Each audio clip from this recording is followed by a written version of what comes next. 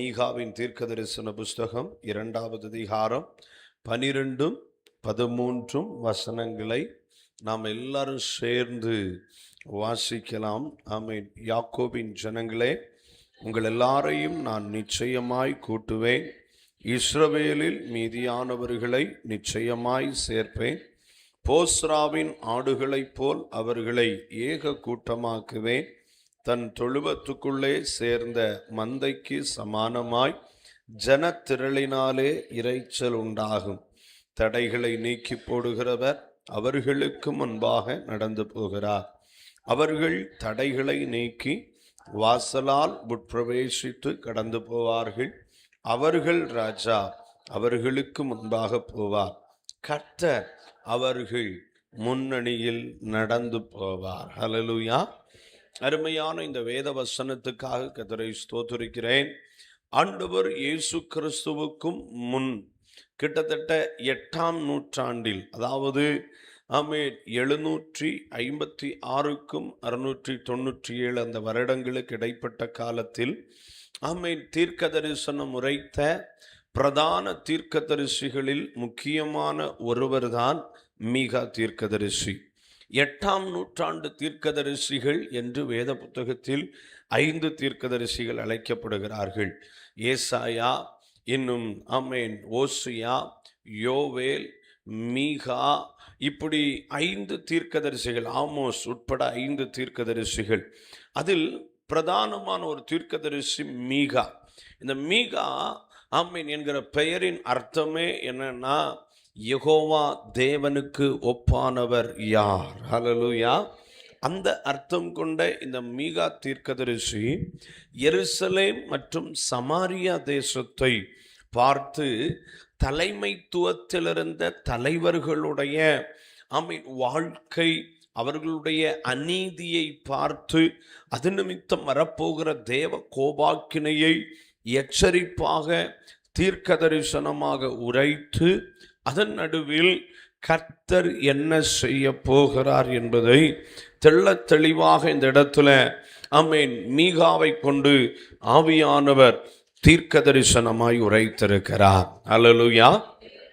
அப்படி ஜனங்களுடைய பாவங்களினாலும் அக்கிரமங்களினாலும், ராஜாக்களுடைய அக்கிரமங்களினால், ஆசாரியர்களுடைய அக்கிரமங்களினால், தீர்க்கதரிசிகளுடைய அக்கிரமங்களினால் ஜனம் சிறைப்பட்டு போகிறது.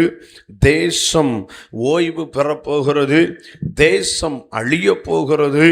தேசம் ஆராதனை இல்லாமல் போகிறது என்று எல்லா விதத்திலும் தேவ கோபாக்கினையை, நியாய தீர்ப்பை பிரசங்கித்து வருகிற பொழுதும் அதன் நடுவில் சில நம்பிக்கையான வார்த்தைகளையும் தீர்க்கதரிசியை கொண்டு கர்த்தர் பேசுகிறார். இங்கே நம்ம பார்க்கிற வார்த்தையை பார்த்தீங்கன்னா, அந்த 8ஆம் நூற்றாண்டில் அவர் தீர்க்க தரிசனம் உரைக்கிற பொழுது வருகிற நாட்களில் சில அழிவுகள் வரப்போகிறது. ஆனால் அதன் பிற்பாடு கர்த்தர் உங்களை திரும்ப சேர்ப்பார் என்று தீர்க்க தரிசனம் உரைக்கிறார். இந்த தீர்க்க தரிசனம் எல்லாம், எந்த தீர்க்க தரிசனமுமே வெறும் வார்த்தை அல்ல, வசனத்தின் அடிப்படையில் தான் எல்லா தீர்க்க தரிசனங்களும் வெளிப்பட்டிருக்கிறது. கரங்களை உயர்த்தி அல்லேலூயா சொல்லுங்க. வசன அடிப்படை இல்லாத எந்த தீர்க்க தரிசனங்களும் தேவனிடத்திலிருந்து வருவது அல்ல. கரங்களை உயர்த்தி அல்லேலூயா சொல்லுங்க பார்க்கலாம்.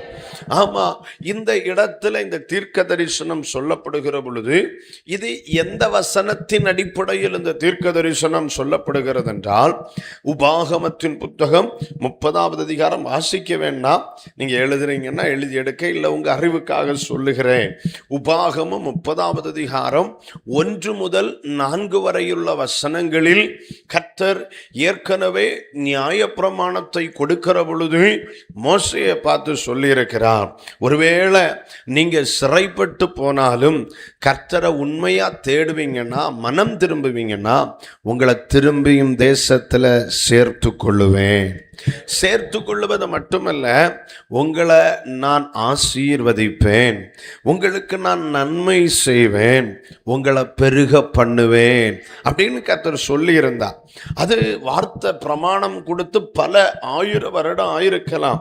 ஆனாலும் இந்த இடத்துல அதே வார்த்தைக்கு ஒத்த வண்ணம் பாவம் செய்து அக்கிரமம் செய்து தேவனால் தண்டிக்கப்பட்டு தேசங்களில் சிதறடிக்கப்பட்டு போனவர்களை பார்த்து கர்த்தர் சொல்றார், யாக்கோபின் ஜனங்களே, உங்கள் எல்லாரையும் நான் நிச்சயமாய் கூட்டுவேன், இஸ்ரவேலில் மீதியானவர்களை நிச்சயமாய் சேர்ப்பேன், போஸ்ராவின் ஆடுகளைப் போல் அவர்களை ஏக கூட்டமாக்குவேன், தன் தொழுவத்துக்குள்ளே சேர்ந்த மந்தைக்கு சமானமாய் ஜனத்திரளினாலே இரைச்சல் உண்டாகும். கரங்களை உயர்த்தி கர்த்தரை ஸ்தோத்திரம் பண்ணுங்க. பாருங்க, கர்த்தர் இந்த வார்த்தையை நமக்கு தர்றாருன்னா இந்த வார்த்தையை நமக்கு அப்படியே நிறைவேற்ற போகிறார். சிதறடிக்கப்பட்டவர்களை கர்த்தர் திரும்ப கூட்டுவேன் என்று வாக்கு பண்ணுகிறார். சிலரை கர்த்தர் சேர்ப்பேன் என்று வாக்கு பண்ணுகிறார். சிலரை நான் ஏக கூட்டமாக்குவேன் என்று கர்த்தர் வாக்கு பண்ணுகிறார். மீண்டும் ஒரு ஜனத்திரள் இரைச்சல் உண்டாகும் என்று வாக்கு பண்ணுகிறார். கர்த்தர் ஏன் இந்த வார்த்தையை நமக்கு சொல்லுகிறார்னு தெரியல. ஆனால் ஒன்று மட்டும் தெரியும், கர்த்தர் சொல்லுகிற வார்த்தைகள் அப்படியே நிறைவேறப் போகிறது. இந்த வசனத்தின் அடிப்படையில் உங்களை மனதார ஆசீர்வதிக்கிறேன். கர்த்தர் உங்களை மீண்டும் சேர்ப்பாராக, கூட்டுவாராக, ஏக கூட்டமாக்குவாராக, ஜனத்திரளின் இரைச்சலை கொண்டு வருவாராக. ஹல்லேலூயா. ஆனா இந்த வார்த்தை பேசும்போது இன்னும் ஜனங்கள் சிதறடிக்கப்படவே இல்லை. அது தெளிவா புரியணும். இந்த வார்த்தை பேசப்படும் போது, பிரசங்கிக்கப்படும் பொழுது இன்னும் ஜனங்கள் தண்டிக்கப்படவே இல்லை, துரத்தப்படவே இல்லை, சிறைபிடிக்கப்படவே இல்லை. ஆனால் அதுக்கு முன்னாடியே கர்த்தர் சொல்றார், நீ துரத்தப்படுவாய், ஆனால் நான் உன்னை கூட்டுவேன், உன்னை சேர்ப்பேன், உனக்கு ஜனத்திரளை தருவேன் அப்படின்னு சொல்லிட்டு 13வது வசனத்தில் சொல்ற வார்த்தைகளை கவனிங்க. தடைகளை நீக்கி போடுகிறவர் அவர்களுக்கு முன்பாக நடந்து போகிறார்.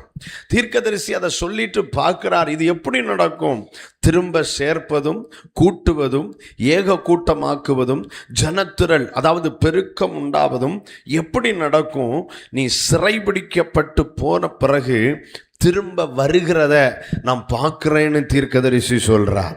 அந்த காட்சியை பார்த்து அவர் சொல்றார், தடைகளை நீக்கி போடுகிறவர் அவர்களுக்கு முன்பாக நடந்து போகிறார். ஆமென்.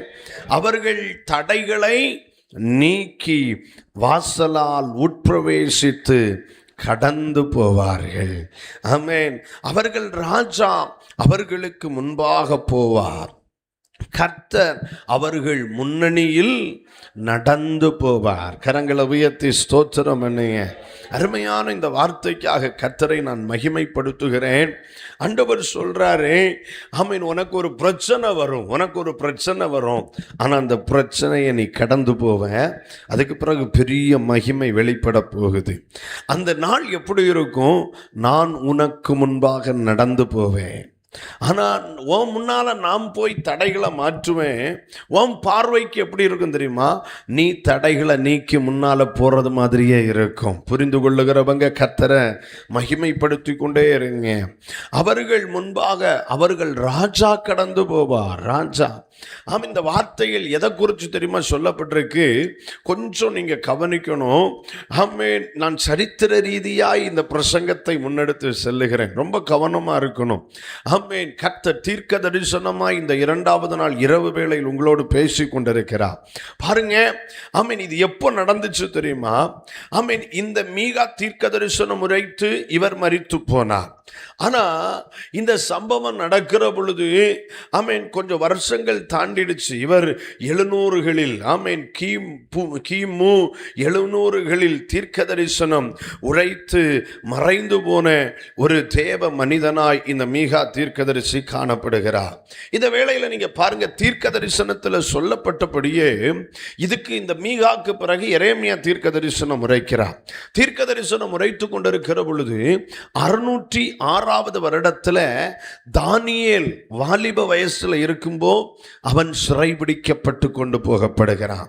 ஒரு கூட்டம் சிறைபிடிக்கப்பட்டு போகுது.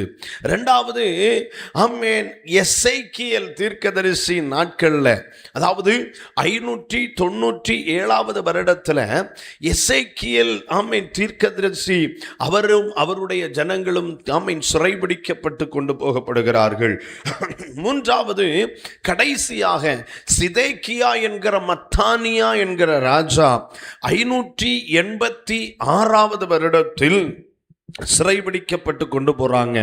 3 முறையாக சிறைபிடிக்கப்பட்டு கொண்டு போகிறார்கள். இதை குறித்து எரேமியா சொன்னார், எருசலேமின் பாழ்கடிப்பு முடிய 70 வருடம் ஆகும் என்று தீர்க்க தரிசனம் உரைத்தார். தேசம் 70 வருடம் தன் ஓய்வை அனுபவிக்க வேண்டும் என்று தீர்க்கதரிசியை கொண்டு கர்த்தர் சொன்னார். அதுபோலவே நடந்தது. சம்பவம் தெரியுமா உங்களுக்கு? ஆமென்.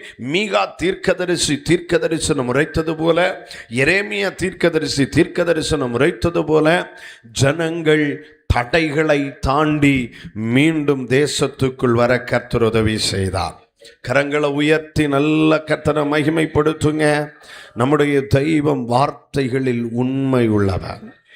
வார்த்தைகளில் உண்மை உள்ளவர். அந்த வார்த்தையை திரும்ப சொல்றேன். நான் அடிக்கடி சொல்லுவேன், கர்த்தர் ஒரு வார்த்தையை சொல்றாருன்னா நம்ம துக்கத்தை மாற்ற அல்ல, அதை நிறைவேற்ற. கர்த்தர் ஒரு வார்த்தையை நமக்கு தர்றாருன்னா அது நம்மை சந்தோஷப்படுத்த அல்ல, அதை நிறைவேற்றுவதற்கு. என் தேவனுடைய வாயிலிருந்து ஒரு வார்த்தை வெளிப்பட்டிருக்குமே ஆனால் தெளிவா புரியணும் தெய்வ ஜனமே, அந்த வார்த்தைகள் நிச்சயம் நிறைவேறும். இன்னைக்கு உங்க இருதய கதவை தட்டி உங்களுக்கு சொல்றேன், தெய்வ பிள்ளையே, உன்னை பார்த்து தெய்வம் ஏதாவது வார்த்தை சொல்லி இருப்பார்னா அந்த வார்த்தை மறையவே செய்யாது.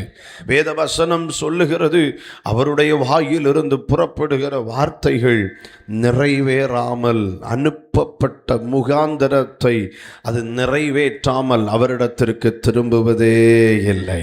அப்படின்னா கர்த்தர் உனக்கு தந்த வார்த்தை, திருச்சபையே உனக்கு கர்த்தர் தந்திருக்கிற வார்த்தைகள் ஒன்றும் தாழ விழுந்து போவதில்லை என்று பரிசுத்த ஆவியானவர் இன்றைக்கு உனக்கு வாக்கு பண்ணுகிறார்.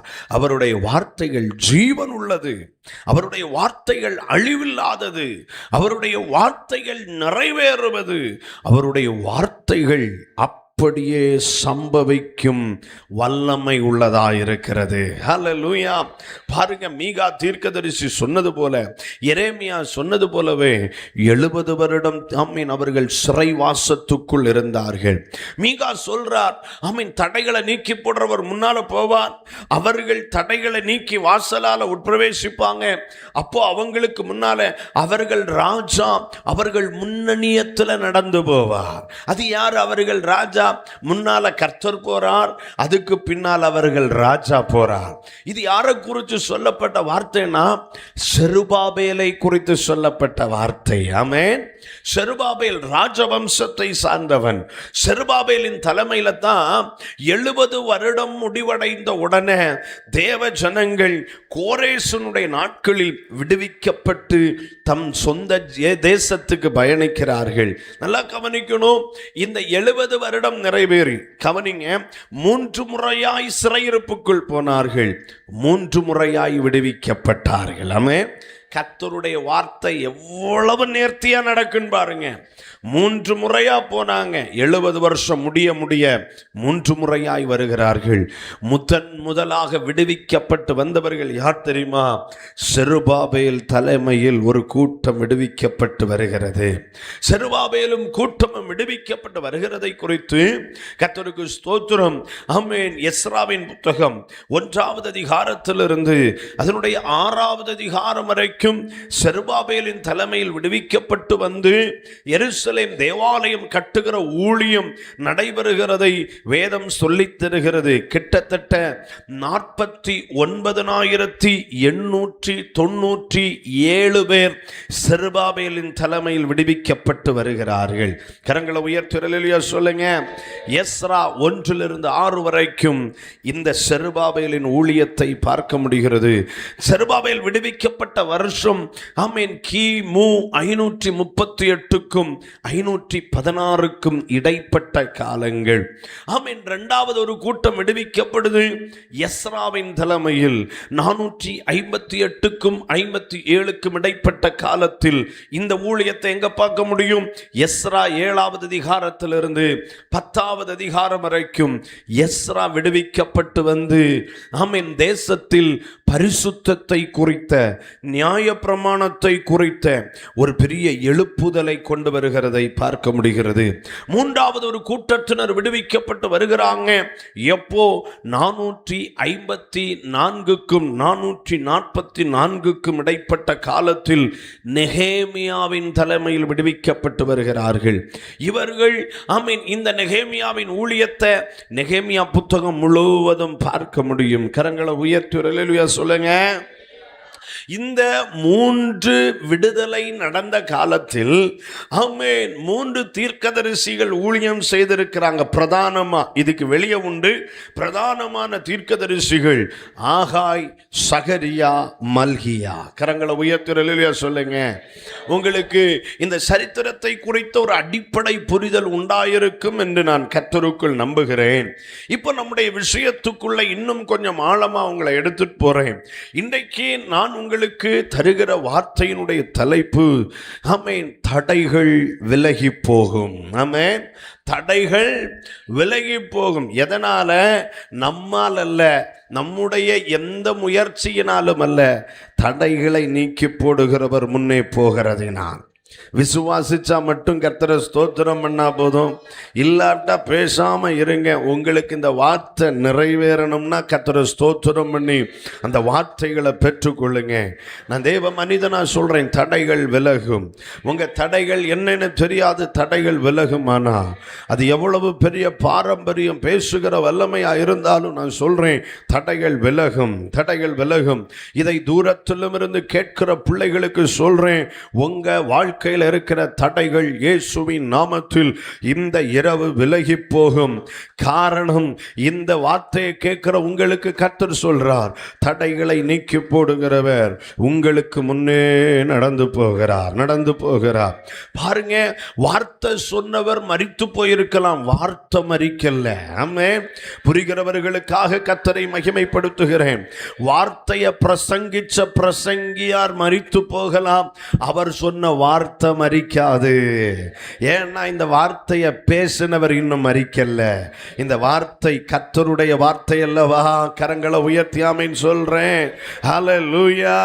கர்த்தருக்கு மகிமை செலுத்துகிறேன். பாருங்க, இப்போ அப்படின்னா உண்மையா இவங்க வாழ்க்கையில தடையெல்லாம் மாறுச்சா? அதை நம்ம இப்போ பார்க்க போகிறோம்.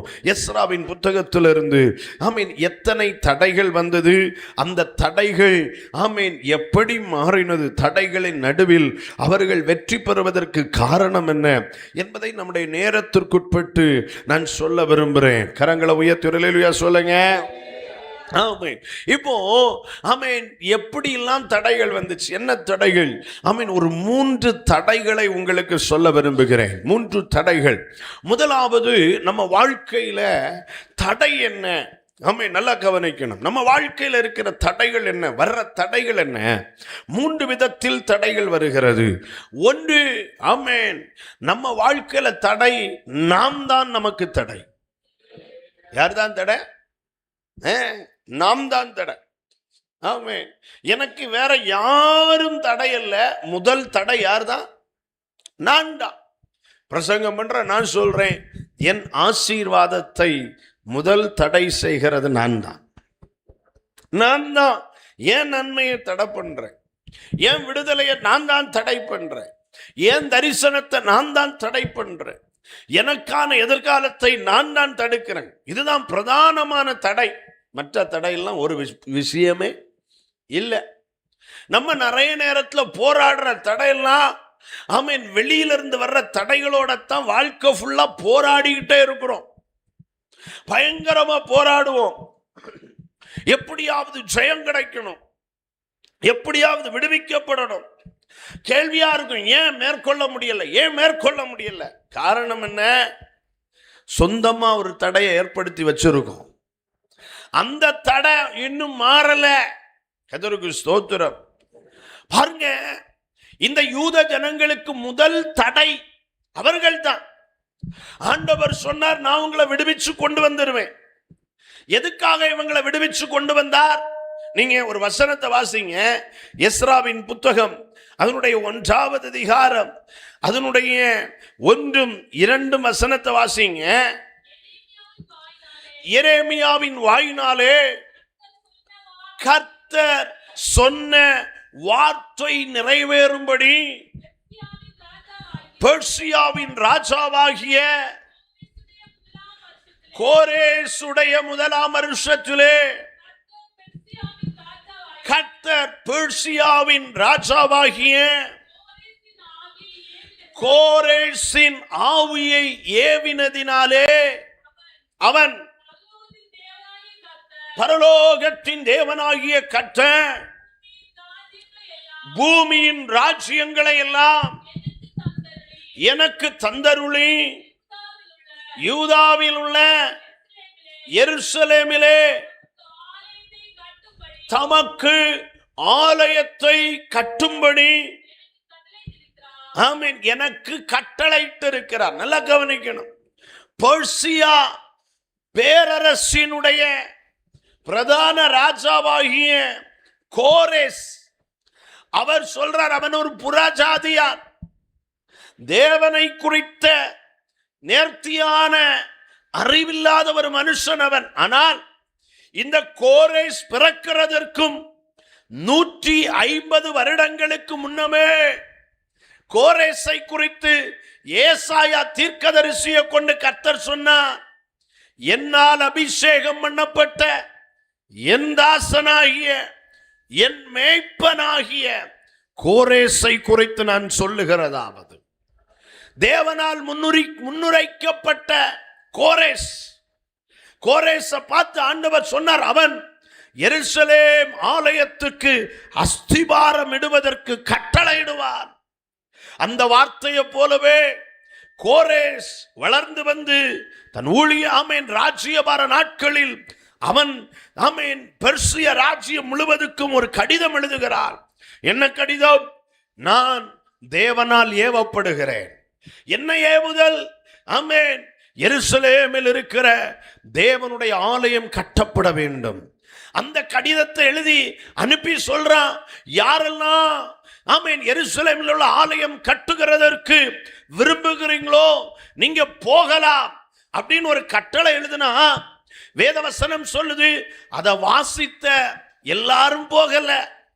எவர்களுடைய இருதயத்தை கர்த்தர் ஏவினாரோ, யாருடைய இருதயங்களை கர்த்தர் எழுப்பினாரோ எல்லாரும் எழும்பி ஆலயம் கட்ட போறாங்க. நல்லா என்ன கவனிக்கணும் இன்னைக்கு கொஞ்ச நேரம். இப்போ இஸ்ரவேல் ஜனங்கள், யூத ஜனங்கள் இத வாஸ்த உடனே எழும்பி ராஜாட்ட அப்பீல் பண்றாங்க, நாங்க எருசலேமுக்கு போக விரும்புறோம் அப்படின்ன உடனே ராஜா போங்க அப்படிங்கிறார். இதுவரைக்கும் இல்லாத ஒரு சந்தோஷம் அவர்கள் முகத்தில். அப்போ எல்லாரும் கேட்கிறாங்க, ஐயா ஏன் இவ்வளவு சந்தோஷம் உங்களுக்கு? அவங்க சொல்லுவாங்க, நாங்க எருசலேம்ல எங்கள் தெய்வத்துக்கு ஆலயம் கட்ட போகிறோம், அதுக்கு தான் இவ்வளவு சந்தோஷம். சரி இருக்கட்டும், கொஞ்ச நேரம் ஆவல்ல ராஜ கட்டளை வருது. அங்க எருசலேமில் இருந்து கொண்டு வரப்பட்ட பொன், வெள்ளி, தங்கம், இன்னும் வெண்கலம், மரங்கள் எல்லாவற்றையும் அவர்களுக்கு கொடுத்து அனுப்புங்கள். இங்கே இவ்வளவு நாளும் அடிமைகளா இருந்தவங்க கிட்ட ராஜ கஜானாவை திறந்து பொக்கிஷங்கள் கொடுக்கப்பட்டது எதற்கு தெரியுமா? எருசலேம்ல ஆலயம் கட்டணும். அவங்களுக்குன்னு ஒரு தரிசனம் உண்டாச்சு, ஆலயம் கட்ட வேண்டும். அவங்கிட்ட கேட்டா சொல்லுவாங்க, இவ்வளவு நாளும் இவ்வளவு பணம் உங்ககிட்ட இல்லையே, இவ்வளவு பொன் இல்லையே, இவ்வளவு ஆசீர்வாதம் இல்லையே, இதெல்லாம் உங்களுக்கு எதுக்கு கர்த்தர் தந்தார், எப்படி வந்துச்சு? அவங்க சொன்னாங்க, ஆலயம் கட்டணும்னு அர்ப்பணிச்சோம், கர்த்தர் இதெல்லாம் தந்தார். ஆமென். ஆலயம் கட்ட போறோம்னு அர்ப்பணிச்சோம், கர்த்தர் எல்லாத்தையும் தந்தார். ஆமென். இது எங்க முயற்சியோ திறமையோ அல்ல, வேலை பார்த்து கிடைச்சதில்ல, கர்த்தர் எங்களுக்கு தந்தது இதெல்லாம். ஆமென். இன்னும் பாருங்க, இவங்களை தனியா அனுப்பல. இதுவரைக்கும் இவர்கள் அடிமைகள். இவர்களுக்கு முன்னால செருபாபேல, ராஜவம்சத்தில் உள்ள செருபாபேல நியமிச்சு பதவியை கொடுத்து அனுப்புறான். இப்போ அவங்களுக்கு ஒரு ராஜா முன்னால செல்கிறான். கேட்டா சொல்வாங்க, இது எப்படி நடந்துச்சு? இது ஆலயம் கட்ட அர்ப்பணிச்சப்ப கர்த்தர் எங்களுக்கு இந்த மேன்மையை தந்தா. இது மட்டும் இல்ல, ராஜ பாதுகாப்பு எஸ்கார்ட்டோட போறாங்க. அப்ப கேட்கிறாங்க, இவ்வளவு நாளும் இவங்க இந்த ஆமீன் அதிகாரிகள் நீங்கள் விடுதலைக்காக கேட்டா உங்களை காயப்படுத்தினவங்க, நிர்பந்திச்சவங்க, அடிமைப்படுத்தினவர்கள். இன்னைக்கு இவர்கள் பாதுகாப்புல ஒரு ராஜ யாத்திரை போறது போல போறீங்களே, ஏன், எங்க போறீங்க? இவங்க சொல்வாங்க, எருசலேம்ல ஆலயம் கட்ட போறோம், எருசலேம்ல தேவனுக்கு ஆலயம் கட்ட போறோம். போறாங்க, டிராவல் பண்றாங்க, எல்லாரும் வேகமா போறாங்க. போகிற வழியில கேட்கிற எல்லாருக்கும் இவங்க வாயில வர்ற பதிலாம், எருசலேம்ல தேவனுக்கு ஆலயம் கட்ட போறோம், எருசலேம்ல தேவனுக்கு ஆலயம் கட்ட போறோம். விடுதலை எதுக்கு? எருசலேம்ல தேவனுக்கு ஆலயம் கட்ட. இந்த சம்பாத்தியம் எதுக்கு?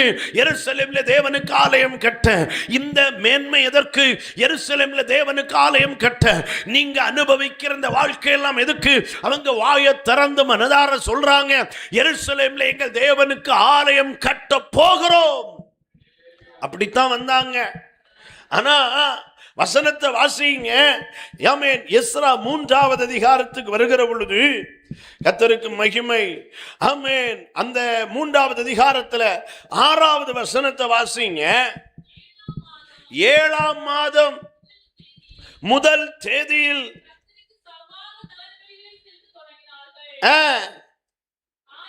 ஆனாலும்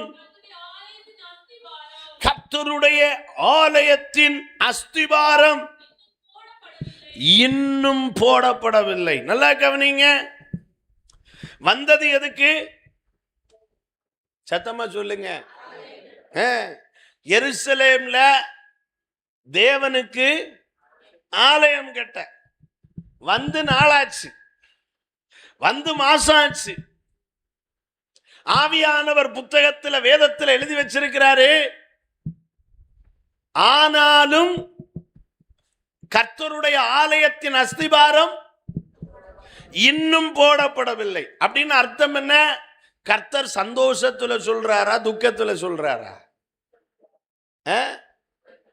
ஆமா, எல்லாம் நல்லாத்தான் இருக்கு, ஆனாலும் அப்படின்னு இழுத்தாலே ஏதோ ஒரு பிரச்சனைன்னு அர்த்தம். ஆமென்.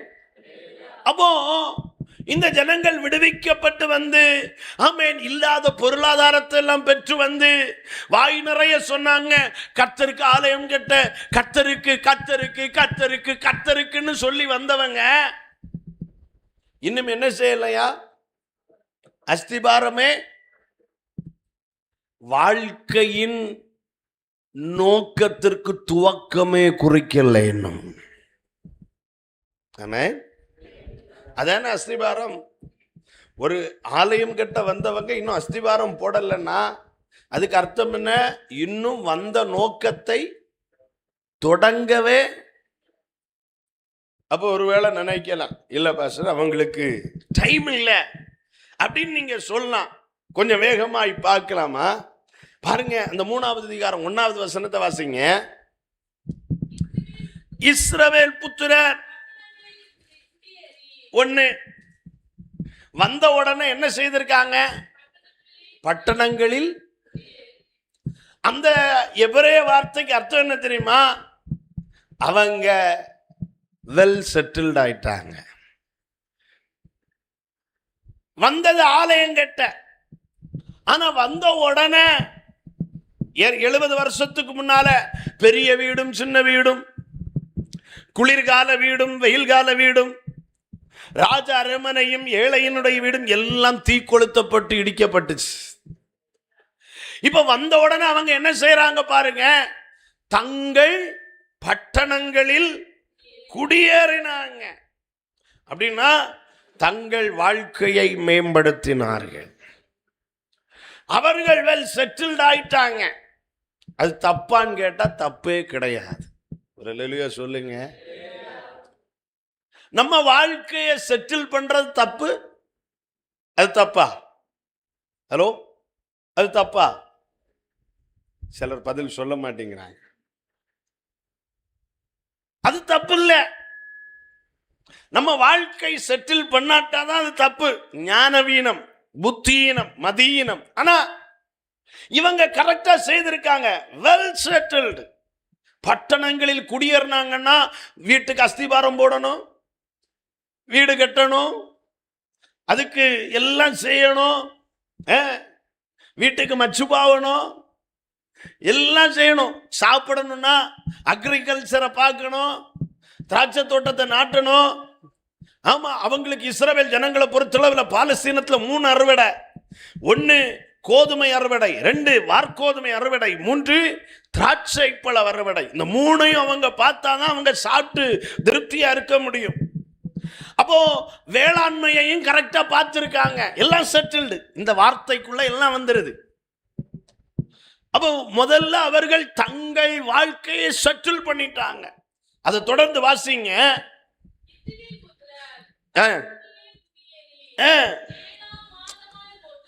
பட்டணங்களில குடியேறி அதுக்கப்புறம் எத்தனாவது மாசம் ஆகுது? 7ஆம் மாதம் ஆன போது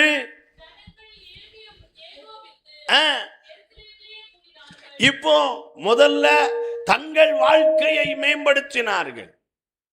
2வது என்ன நடந்துச்சு? எருசலேமில் ஏகோபித்து ஐக்கியத்தை உண்டு பண்ணினார்கள்.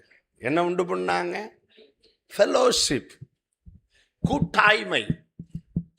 நல்ல ஃபெலோஷிப்பை உண்டு பண்ணாங்க, கூட்டாய்மையை உண்டு பண்ணாங்க. இன்னைக்கு எங்க பார்த்தாலும் ஒரே கூட்டாய்மை தான், ஒரே ஐக்கியப்படுத்துதல் தான், எல்லா இடத்துலையும் ஏகோபித்து கூடுகிறது தான்.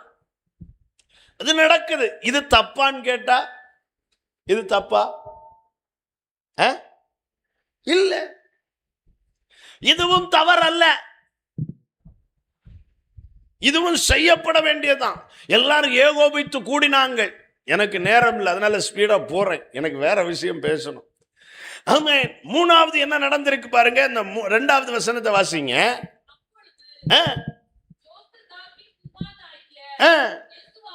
யோசுவாவும் அவன் சகோதரராகிய ஆசாரியரும் செயல்துயேலின் குமாரனாகிய செருபாபேலும் எழும்பி தேவனுடைய மனிதனாகிய மோசேயின் நியாயப்பிரமாணத்தில் எழுதியிருக்கிறபடி சர்வாங்க தகனங்களை பலியிடும்படிக்கு இஸ்ரவேலுடைய தேவனின் பலிபீடத்தை, ஆமா, 3வது பலிபீடம் கட்டினார்கள். பலிபீடம் கட்டுதல் என்பது ஆயத்தத்தை காட்டுகிறது. ஆயத்தப்பட்டாங்க. 3வது என்ன செய்தாங்க? அதுவும் தங்களுக்குன்னு ஆயத்தப்பட்டாங்க இல்ல, இஸ்ரவேலுடைய தேவனின் பலிபீடத்தை கட்டினார்கள். இதுவும் தப்பான்னு கேட்டா தப்பு கிடையாது. ஒரு அல்லேலூயா சொல்லிருங்க பார்க்கலாம். மொத்தத்தில் நீர் என்னத்தான் சொல்ல வர்றீர்னு எல்லாரும் கேட்குறீங்க. கொஞ்ச நேரம் போட்டோம். ஆமென். தங்கள் வாழ்க்கையை செட்டில் பண்ணதும் தப்பு இல்லை, ஐக்கியத்தை உண்டு பண்ணதும் தப்பு இல்லை, ஆயத்தப்பட்டதும். இன்னைக்கு கிறிஸ்தவம் ஃபுல்லாவே ஆயத்தத்திலே ஓடிட்டே இருக்கு. ஆயத்தப்படுறதும் தப்பு இல்லை. 3வது வசனம் வாசிக்கிற பொழுது பயந்ததினால் பலிபீடத்தை ஸ்தாபித்து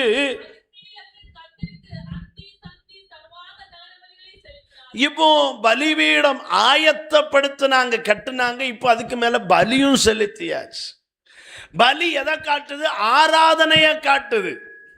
ஒரே ஆராதனை. இப்போ என்னெல்லாம் ஆராதனை பாருங்க. அந்தி, சந்தி, சர்வாங்க தகன பலிகளை எல்லா நேரத்திலும் ஒரே ஒர்ஷிப்பு, ஆராதனை ஆராதனை ஆராதனை. இது தப்பான்னு கேட்டா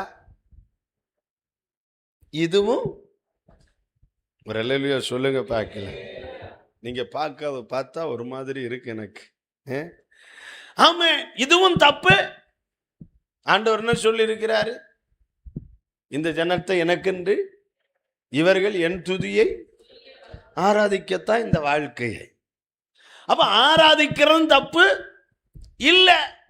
பயங்கர ஆராதனை, அந்தியில சந்தியில சர்வாங்க தகன பலி எல்லாத்தையும் செலுத்தி ஒரே ஆராதனை நடக்கு. 4வது வசனம் வாசிங்க. அடுத்து அந்த வசனம் அழகா சொல்லுது பாருங்க, எழுதி இருக்கிறபடியே. அப்படின்னா நியாயப்பிரமாணத்துல அன்னைக்குள்ள பைபிள்ல என்ன எழுதி இருந்துச்சோ அந்த வசனத்தின்படியே கூடார பண்டிகையை ஆசரிச்சாங்க. இது தப்பான்னு கேட்டா இதுவும் தப்பு இல்லை. பண்டிகை ஆசரிக்காட்டாதான் தப்பு. அன்னைக்கு ஆசரிச்சே ஆகணும். அப்பதான் அது ஆண்டவர் விதிச்ச ஆமென் பிரமாணம், அது செய்தாகணும். பண்டிகை ஆசரிச்சிருக்கிறாங்க. என்னெல்லாம் செய்திருக்காங்க பார்த்தீங்களா? ஒருக்கா வரிசையா சொல்லிருவீங்களா? இப்பதான் பார்க்குறீங்க, அங்க எங்கேயும் பார்க்குறீங்க. ஒன்று ஃபர்ஸ்ட் என்ன ஆச்சு? வெல் செட்டில்டானாங்க, தங்கள் பட்டணங்களில் குடியேறினாங்க. 2வது ஐக்கியத்தை உண்டு பண்ணாங்க. 3வது ஆயத்தப்பட்டாங்க. 4வது ஆராதிச்சாங்க. 5வது பண்டிகை ஆசரிச்சாங்க. இதோட முடிஞ்சிச்சான்னு பார்த்தா இல்ல. 5வது வசனத்தை வாசிங்க.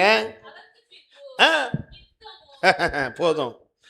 இந்த வார்த்தை அழகா இருக்குல்ல, நித்தமும். அதுக்கு அர்த்தம் என்ன தெரியுமா? இவ்வளவும் செய்து முடிச்சிட்டு அடுத்த வேலைக்கு போவாங்கன்னு பார்த்தா இன்னும் போகல. நித்தமும் மாத பிறப்புகளிலும் கர்த்தருடைய சகல பரிசுத்த பண்டிகைகளிலும் கர்த்தருக்கு அவரவர் செலுத்தும் உற்சாக பலியையும். இப்ப டெய்லி ஒரே பண்டிகையும் ஆமென் ஆராதனையும், பண்டிகையும் ஆராதனையும். கிறிஸ்தவத்தை அப்படியே சொன்னது மாதிரி இருக்கா? கிறிஸ்தவத்துல சபையில இதை தவிர வேற என்ன இருக்கு? ஒரே ஆயத்தம், ஆராதனை, பண்டிகை, ஆயத்தம், ஆராதனை, பண்டிகை, ஐக்கியம், கூட்டாய்மை. உங்க கையிலெல்லாம் இப்போ ஒரு 200ஆம் பக்கம் பேஜ் நோட்டை தந்துட்டு நான் ஸ்பெஷலாக பிரசங்கிக்க வந்திருக்கேன்ல, உங்கள் ஜெப விண்ணப்பங்களை எல்லாம் எழுதி தாருங்கள், உங்களுக்காக நான் போய் இடைவிடாமல் ஜெபிப்பேன்னு ஒரு பொய்யை அடிச்சு விட்டா நீங்களும் உண்மையாக ப்ரேயர் ரிக்வெஸ்ட் எல்லாம் எழுதுவீங்க. எழுதுகிற ப்ரேயர் ரிக்வெஸ்ட் எல்லாம் பார்த்தா எப்படி இருக்கும்? பாஸ்டர், எனக்கு வீடு கட்டணும், என் பிள்ளைக்கு படிப்பு, என் பிள்ளைக்கு வாழ்க்கை செட்டில்ட் ஆகிறத பற்றி தான் என்ன இருக்கும். இதை தாண்டி ஒரு ப்ரேயர் ரிக்வெஸ்ட் இருக்கும். என்னை பற்றி, என் குடும்பத்தை பற்றி, என் பிள்ளைய பற்றி, அதிகபட்சம் என் காரும் என் சொத்தும். இதை தாண்டி வேற ப்ரேயர் ரிக்வெஸ்டும் கிடையாது.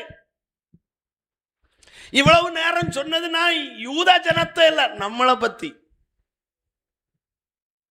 ஹலோ, ஆவியானவர் கேட்கிறார், இதுவா கிறிஸ்தவ வாழ்க்கை? மற்ற புறஜாதிய ஜனங்கள் இதே போலதான் இருக்காங்க, ஆனா வேற ஒரு இடத்துல இருக்காங்க. நம்ம இப்படிப்பட்ட ஒரு இடத்துல இருக்கோம். அவங்களுக்கு சுத்தி ஏதாவது இருக்கும், நமக்கு நல்ல பெயிண்ட் அடிச்ச ரூம் இருக்கு. உங்கள் வாழ்க்கையின் அர்த்தம் என்ன? உங்க வாழ்க்கைக்கு நீங்க தான் தடையை தவிர வேற யாரும் தடை இல்லை. ஹலோ, இப்போ ஒரு பிரச்சனை என்னன்னா, நான் இன்னைக்கு பிரசங்கம் பண்ண வந்தது உங்க தடைகள் விலகும்னாக்கும். நீங்கள் தடையா இருப்பீங்கன்னா அந்த தடை விலகுனா அது ஆபத்தா இருக்கும். நான் என்கிற தடையை நான் தான் மாற்ற வேண்டும். நல்ல கரங்களை உயர்த்தி ஸ்தோத்திரம் பண்ணுங்க.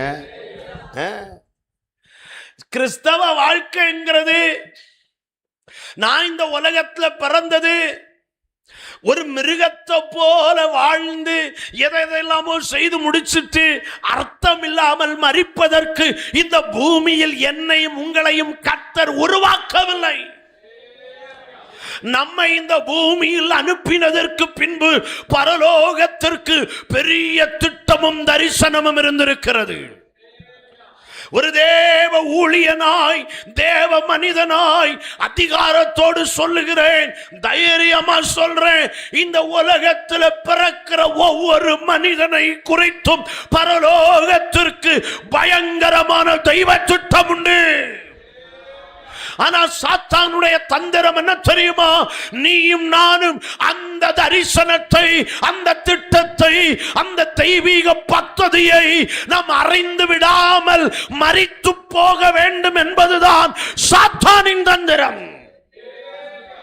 அந்த திட்டத்தையும் அந்த தரிசனத்தையும் அந்த தெய்வீக எதிர்பார்ப்பையும் நான் அறிந்து விடாமல் இருப்பதற்குத்தான் நம்முடைய வாழ்க்கையில் ஆமென் பல பிரச்சனைகளை கொண்டு வந்து அதோடு யுத்தம் பண்ண வைத்து வைத்து வைத்து அதை தாண்டி நாம் பார்க்க கூடாதபடிக்கு சாத்தான் யுத்தம் பண்ணுகிறான். தெய்வஜனம் வஞ்சிக்கப்படக்கூடாது. கிறிஸ்தவ வாழ்க்கைங்கிறது ஆராதனையில் முடிகிற வாழ்க்கை அல்ல. கிறிஸ்தவ வாழ்க்கை என்பது ஏதோ ஒரு கூடி வருதலில் முடிகிற வாழ்க்கை அல்ல. எதுக்கு ரட்சிக்கப்பட்டோம்? வெறும் இப்படி இருந்து ஆராதிக்கிறதுக்கா கர்த்தர் ரத்தம் சிந்தினார்? ஆண்டவர் இதெல்லாம் சொல்லிட்டு ஆவியானவர் 6வது வசனத்துல சொன்னதை வாஸ்தம் பார்த்தீங்களா? ஆனாலும் கர்த்தருடைய ஆலயத்தின் அஸ்திபாரம் இன்னும் போடப்படவில்லை. ஆவியானவர் வருத்தத்தோட இருக்கிறார். அவர் கேட்கிறார், இதுக்காகவா நான் உன்னை ஆமென் பெர்சியா பேரரசின் பிடியிலிருந்து விடுவித்துக் கொண்டு வந்தேன்? அடிமையாயிருந்த தேசத்தில இருந்து உன்னை விடுவிச்சு கொண்டு வந்தது இதுக்கா? கையில வருமானமே இல்லாத உன் கையில நீ எதிர்பாராத பொக்கிஷத்தை தந்தது இதற்கா?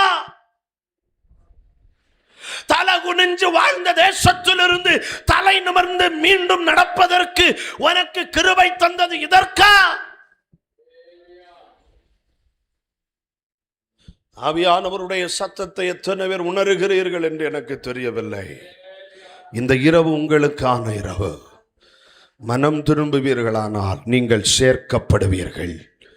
திரும்பி வருவீர்களானால் நீங்கள் ஏக கூட்டமாவீர்கள். அல்லேலூயா. ஆண்டவருக்கு வருத்தம், இன்னும் அஸ்திபாரம் போடலையாப்பா. நீ எருசலேமுக்கு வர்ற ஐக்கியம், கூட்டாய்மைங்கிற ஆமீன் ஆயத்தம்ங்கிற ப்ரிப்பரேஷனுங்கிற வொர்ஷிப்புங்கிற ஆராதனைங்கிற ஃபெஸ்டிவல் பண்டிகைங்கிற நீ திரும்ப திரும்ப அதையே செய்துகிட்டே இருக்கிறையே தவிர ஆமீன் உன்னை படைச்சதனுடைய நோக்கத்தை இன்னும் ஆரம்பிக்கலையே. உன்னை அழைச்சதனுடைய நோக்கத்தை இன்னும் தொடங்கலையே. நீ உன் தரிசனத்தை இன்னும் ஆரம்பிக்கலையே. நீ தெய்வம் பேசுகிற சத்தத்துக்கு செவி கொடுப்பீங்கன்னா கர்த்தர் சொல்லுகிறார், வருகிற காலங்கள் அது உனக்கு மகிமையா இருக்க போகிறது. இனியாவது உன் அஸ்திபாரத்தை போடு, இனியாவது உன் தரிசனத்துக்கு அஸ்திபாரத்தை போடு, இனியாவது உன் தரிசனத்துக்கு துவக்கத்தை குறை. தெய்வம் உனக்கு தந்த ஊழியத்தை செய்ய நீ கிருபையை பெற்றுக்கொள். ஆமென். பவுல் அப்போஸ்தலனை கொண்டு ஆவியானவர் சொல்லுகிற பொழுது சொல்லி அனுப்புகிறார், அர்க்கிப்பை கண்டால் சொல்லுங்கள், நீ கர்த்தரிடத்தில் பெற்ற ஊழியத்தை நிறைவேற்ற ஜாக்கிரதைப்படு. அப்படின்னு அர்த்தம். அர்க்கிப்பு ஊழியம் செய்யலன்னு இல்லை, அர்க்கிப்பு பயங்கர சோ பிஸி. அவர் பிஸியா ஊழியத்தில் இருக்கிறார், பயங்கர பிஸியா ஊழியம். ஆனா கர்த்தர் சொல்றாரு, நீ இந்த பிஸியா இருந்தாலும் பிரயோஜனம் இல்லை, நான் உனக்கு தந்த ஊழியத்தை செய்யறியா இல்லையா? நான் உனக்கு தந்த ஊழியம் எங்க? நான் உனக்கு தந்த தரிசனம் எங்க? நான் உனக்கு தந்த இந்த இடத்துல இருக்கிற அநேகருக்கு கர்த்தர் கேட்கிறார், ரட்சிக்கப்பட்ட ஆரம்ப நாட்கள்ல உனக்குன்னு கர்த்தர் தந்த கிருபைகள், வரங்கள், அபிஷேகங்கள், ஊழியங்கள், தரிசனங்கள் அதெல்லாம் எங்க? அதெல்லாம் எதற்கு தந்தார்? உன் தரிசனத்தை செய்கிறதற்குத்தான் அத்தனையும் தந்திருக்கிறார். நீ எழும்பு, நீ தான் தடையா இருக்கிற, அந்த தடையை நீக்கி போடுன்னு கர்த்தர் சொல்றார். இன்னைக்கு ஆரம்பத்தில் இந்த வார்த்தை ஏன் தெரியுமா சொல்றேன்? நான் என்கிற தடையை நான் மாற்றுவேன்னா அதற்கு பின்பு வருகிற தடைகள் எல்லாம் ஒன்றும் இல்லாமல் போகும். விசுவாசிக்கிறவங்க எத்தனை பேர் இருக்கிறீங்க? லாசரு மரித்து போனது உண்மை, அவன் நாற்றம் வைத்தது உண்மை, அவன் அடக்கம் பண்ணப்பட்டதும் உண்மை. ஆனா ஒன்று தெரியுமா? அடக்கம் பண்ணப்பட்டாலும் இயேசு கிறிஸ்து வந்து அவனை உயிரோட எழுப்புறதுக்கு அவருக்கு வல்லமை உண்டு. நீ விசுவாசித்தால் தேவனுடைய மகிமையை காண முடியும். ஆனா ஒண்ணு, நீ வச்ச தடைய நீ தான் எடுக்கணும். அப்படி என்ன தடை இருக்கு? நான் கேட்கிறேன், மரித்து போய் கிட்டத்தட்ட ஆமேன் ஆமேன் பிரேத சீலை அப்படின்னு ஆமேன் யூத கலாச்சாரத்துல தலைக்கு தனிச்சீலை, காலுக்கு தனிச்சீலை, உடம்புக்கு தனிச்சீலை உண்டு. ஒவ்வொரு சீலைகளுக்கும் ஒவ்வொரு பெயரும் இருக்கிறது. அபிஷேகம் பெற்ற நாவு சும்மாவா? ஜீவனும் மரணமும் நாவின் அதிகாரத்தில் எல்லாம் இருக்கு. சொல்ற வார்த்தைக்கெல்லாம் கவனம் வேணும். ஆமா, நான் என்னைக்கு இப்படி இழுத்து தான் போவேன். அப்போ என்ன நிமிந்தா நடக்க முடியும்? இழுத்து தான் போவோம். ஆமேன். இழுக்கும் போது உடனே பாஸ்டரை கூப்பிட்டு ஜெபம் பண்றது, தீர்க்கதரிசியை கூப்பிட்டு ஜெபம் பண்றது. ஆண்டவர் சொல்வார், இது இவர்கள் விரும்பினது அவர்களுக்கு இருக்கிறது. எந்த கிருபை பெற்ற, வரம் பெற்ற, அபிஷேகம் பெற்ற இயேசுவே வந்து ஜெபம் பண்ணாலும் நடக்காது. லாசருவின் கல்லறையில பாத்தீங்களா இல்லையா? இயேசுவே வந்தாலும் சொல்லுவார், கல்லை புரட்டி போடுங்கள். செத்து போன பிரேதம் கட்டப்பட்ட நிலையில கீழ்ப்படியும்னா கல்லு கீழ்ப்படியணுங்கிறது எவ்வளவு நிச்சயம். கீழ்ப்படியும். பிசாசு சொல்றான், நீர் கட்டளையிட்டால் கல்லுகள் அப்பமாக மாறும். கல்லு அப்பமா மாறும்னா கல்லு கொஞ்சம் உருண்டு போறதுலையா பிரச்சனை இல்ல. ஆனா ஆண்டவர் சொல்றார், நீ வச்ச கல்ல நீதான். உங்க வாழ்க்கையில நீங்க உண்டு பண்ணின தடைகள், இன்னைக்கு எடுக்க ஆயத்தம்னா ஆண்டவர் சொல்றார், அதை தாண்டி இருக்கிற பிரச்சனை அது மரணமே ஆனாலும் நான் எடுப்பேன்னு கர்த்தர் சொல்றார்.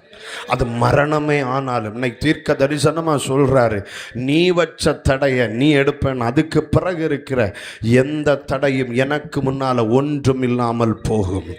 ஆமென், ஹல்லேலூயா. நீ தனிமையில் உனக்கு வைத்த அந்த தடைய இந்த இரவு நீ கர்த்தருடைய சமூகத்தில் வச்சு அந்த தடையை எடுத்து போடணும். கர்த்தருக்கு ஸ்தோத்திரம், ஹல்லேலூயா. அப்ப நம்ம வாழ்க்கையில, நம்ம தரிசனத்துக்கு, நம்ம விடுதலைக்கு, நம்ம வாழ்க்கைக்கு முதல் தடையே நான் தான். புரிந்தவர்களுக்காக கர்த்தருக்கு ஸ்தோத்திரம். கரங்களை உயர்த்தி நல்லா ஸ்தோத்திரம் என்னங்க. தடை எடுக்க எத்தனை பேர் ஆயத்தமா இருக்கிறீங்க? ஆமா, கர்த்தர் தடை எடுப்பார். நீங்க எடுக்க ரெடியா? நீங்க மாறுறதுக்கு ஆயத்தமா? உங்க வாழ்க்கையில எந்த மாற்றத்தை கொண்டு வரோம் நீங்க ரெடியா இருக்கீங்களா? நீங்க ரெடின்னா அவர் எப்பவோ ஆயத்தம். எனக்காக நான் கேட்டதுக்காக சொன்னீங்கன்னா பிரச்சனை இல்லை. ஆமீன். ஆனா உண்மையா நீங்க ஆவியில உணர்ந்து தெய்வ சமூகத்தில் இந்த வார்த்தையை சொன்னீங்கன்னா பரலோகம் உங்களுக்காக தூதர் சேனைகளை அனுப்பும். எந்த தடைகளையும் நீங்க மாற்றி போக கர்த்தர் உங்களுக்கு உதவி செய்வார். ஹல்லேலூயா. ரெண்டாவது தடை இப்பதான் ரெண்டாவது தடைக்கு வர்றோம். ஆமீன். கிளாக் ரொம்ப போட்டு ஓடுது. கர்த்தருக்கு ஸ்தோத்திரம். ஸ்பீடா வச்சிருக்கீங்களான்னு தெரியல. ஆமீன். என் வாட்சம் அப்படிதான் போகுது. ஆமீன் ஆமீன். எஸ்ரா 4வது அதிகாரம் 1வது வசனம் எடுத்து வாசிங்க. சிறையிருப்பிலிருந்து வந்த ஜனங்கள் இஸ்ரவேலின் தேவனாகிய கர்த்தருக்கு யூதாவுக்கும் பென்யமீனுக்கும் இருந்த சத்துருக்கள் கேள்விப்பட்ட போது வந்து போதும் பாருங்க. இரண்டாவது தடை சத்துருக்களால் வரும் தடை. யாரால வரும் தடை? சத்துருக்களால எப்படி தெரியுமா தடை வரும்? சத்துருக்கள் வந்து சொல்றாங்க, நீங்க ஆலயம் கட்டுறீங்களோ? ஆமா. நம்ம நினைப்போம் சத்துருன்னா என்ன செய்வான்? தடுப்பான், ஆலயம் கட்டக்கூடாது இப்படிலாம் சொல்லுவான்னு. ஆனா சத்துரு அப்படியெல்லாம் வரமாட்டான். அல்லேலூயா சொல்லுங்க பார்க்கலாம்.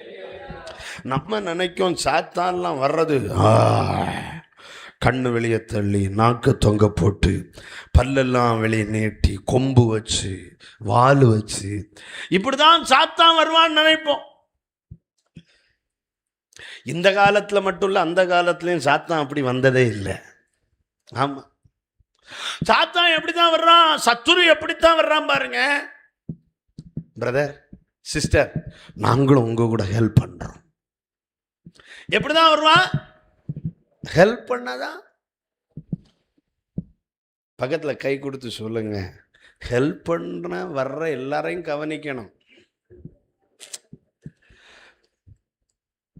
தேவ மனுஷனா நான் சொல்ல வேண்டியதை நான் தான் சொல்லணும்.